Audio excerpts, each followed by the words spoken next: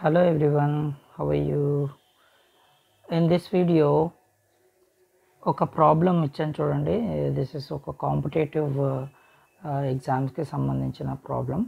Find the number of digits in 4⁴ into 25⁴.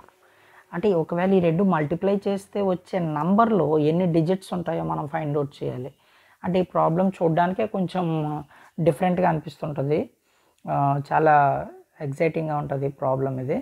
చూడండి, దీన్ని ఎలా చేయాలో చూద్దాం. సో దీనికి ఎక్స్పోనెంట్స్ని వాడదాం. పవర్స్ రెండు ఈక్వల్గా ఉన్నప్పుడు బేస్ మనం మల్టిప్లై చేస్తాం. సో 4⁻25⁴. ఓకే, ఇది మనకు తెలుసు ఆల్రెడీ.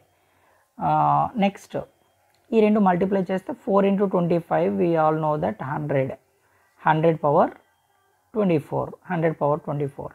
సో 100⁻24ని we can right,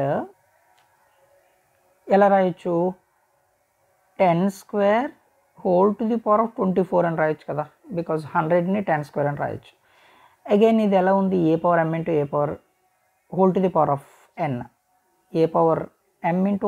a⁻n, m × n. So పవర్స్ని మల్టిప్లై చేస్తాం. So after multiplication I will get 2 × 24, so 48, 10⁻48.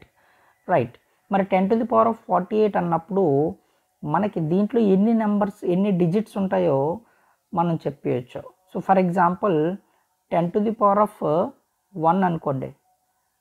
We all know that 10⁻1 అంటే 10 అని తెలుసు, 10⁻2 అంటే 100 అని తెలుసు, 10⁻3 అంటే 1000.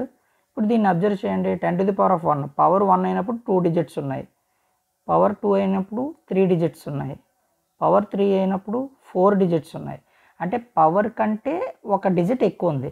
సో అలాంటప్పుడు ఇక్కడ మనకి 10⁻48 అన్నప్పుడు దీని ఎక్స్పాన్షన్లో మనకి ఎన్ని వస్తాయి, 49 నంబర్స్ వస్తాయి అన్నమాట. 49 డిజిట్స్ ఈ నెంబర్లో ఉంటాయి అని మనం చెప్పొచ్చు. సో ఈ విధంగా చాలా ఇంట్రెస్టింగ్గా అనిపించింది ఈ ప్రాబ్లం అయితే నాకు, అందు గురించి మీ అందరికీ షేర్ చేసుకుంటున్నాను.